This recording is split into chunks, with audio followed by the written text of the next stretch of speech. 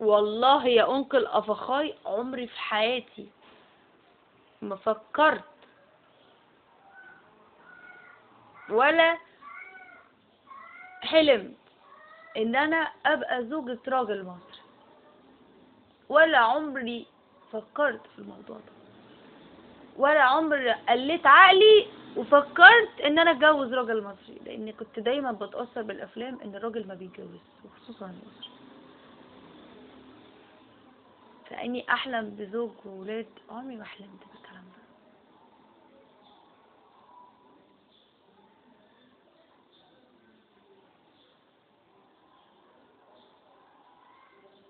عمري ما حلمت بالكلام ده، عمر ما كان في بالي. دي اول مرة احسه او افكر فيه. وانا بقى لما بتعلق قوي بيه كده نفسيا بتدمر.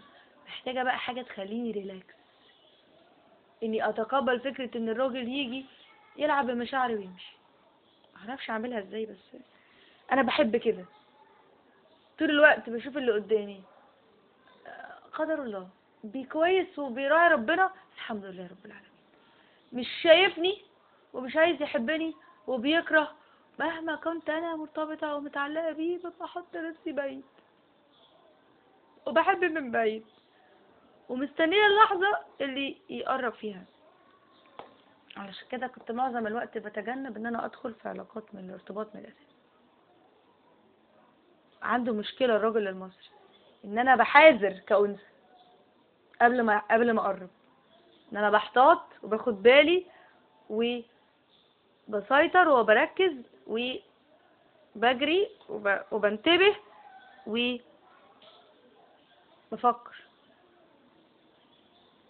وما بندفعش.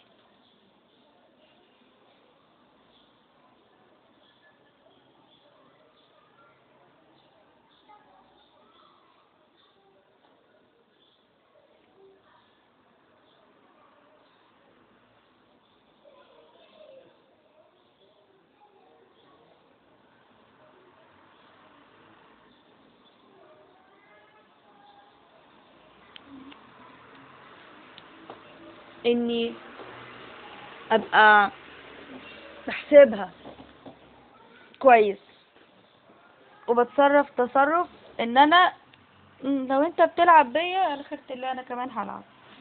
لو لا، لا هو عايزك انت تتعلقي. وعنده مشكلة الراجل في مصر، يعني اغلب اللي قابلتهم كانوا كده.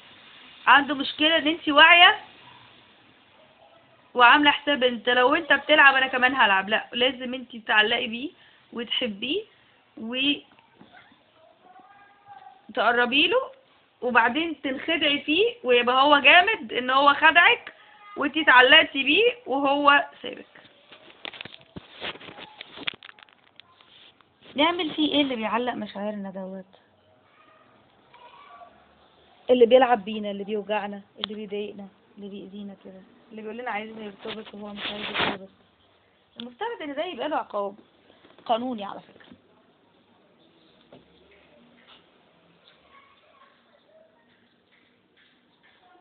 تبقى فارس بقى انت، يعني لو وقعت البيت صح؟ طبعا انت واصحابك. بكره جدا الناس دي، بس قالوا لنا عنهم في افلام ومسلسلات. دول غالبا مش بيحاول فيهم، ودول في النهاية بيندموا ندم وحش على التلاعب ده كله، او دول جايز تتلعب بيهم في الحياة. ده بقى تعاملي معاه ازاي؟ دكتور نفساني، واحد العبان تعبان، او واحد مريض بتعليق الناس دي، او واحد اتأذى كتير في حياته فده وضعه. شفتي حسين فهمي في حفية على جسر الذهب؟ كان ايه اللي حصل؟ هو ميرفت امين اقلعي ورقصي بعد ما حبيته، وهو مشهور وممثل مشهور. ايه اللي حصل؟ لقى ضابط امن الدولة عند امها في البيت، والضابط ده كان سبب في انه معرفش يرتبط بالبنت اللي قبلها، اللي افتكر انها خانته معاه.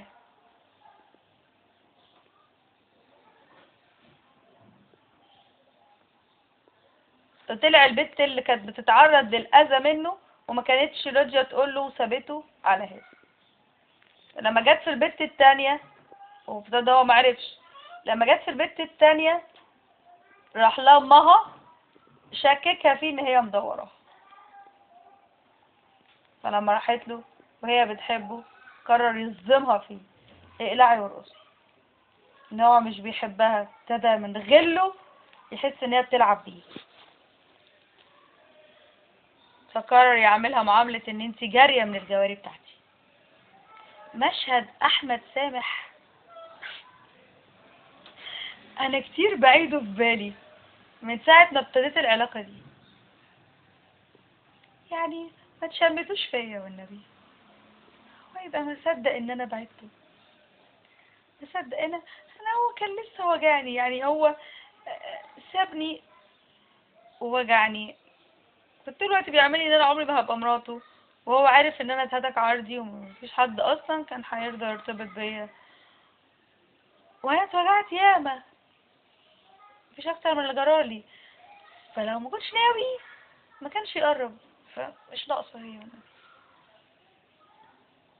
قلبك ما بعد الانتهاك الجنسي.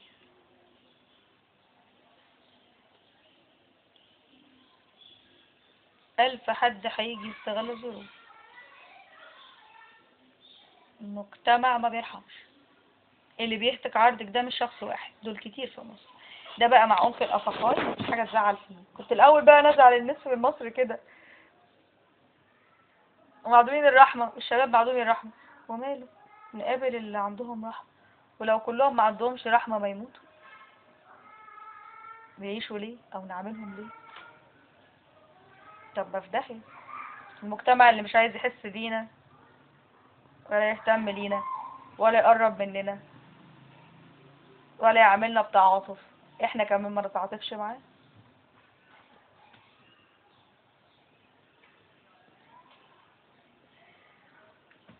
نصيحة لوجه الله تعالى، ما تهاجمنيش ناس انت ما تعرفيهوش. كل حاجة وحشة ممكن تحصل فينا حصلت خلاص، ما اعتقدش ان في حاجة تانية ممكن اسرائيل تعملها وحشة فينا.